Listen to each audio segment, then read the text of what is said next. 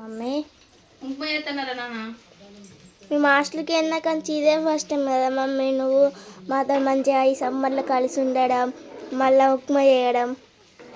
అవునరా, కాకపోతే ఏంటంటే ప్రతి సంవత్సరం మనకు తోట పని చేయడం వల్ల మీతో లేను. ఈసారి తోట పని లేదు కాబట్టి ఇంటికాడ ఉండి మీకు అన్నీ చేస్తాను. కానీ తోట పని ఉంటేనే మనకు డబ్బులు ఉంటాయి. ఏదైనా కొందామంటే ఇంట్లో ₹1 లేదు ఇప్పుడు.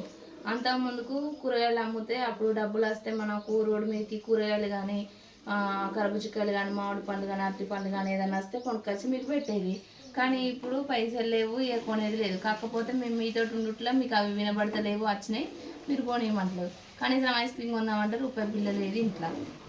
అవును మమ్మీ, కానీ మీరైతే మొత్తం కలిసి ఉంటారు, అది చాలు. కలిసి ఉంటే సరిపోదు నాన్న, పని చేసుకోవాలి. ఫస్ట్ పని చేసుకుంటేనే బతుకుతాం. పని చేయండి పైసలు ఉండదు, పైసలు లేని మనం ఏం కొనుక్కోలేము. ఇప్పుడు మీరు హాస్టల్కి పోవాలంటే 2-3 వేలు ఖర్చు అవుతుంది. ఆ ఖర్చుకు డబ్బులు ఎక్కడ నుండి వస్తాయి?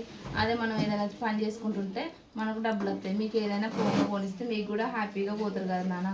కష్టపడాలి ఫస్ట్, మనం కష్టపడితే డబ్బులు వస్తాయి. డబ్బులు వస్తే మనం ఏదైనా కొనుక్కోవచ్చు, తినచ్చు. ఓకేనా?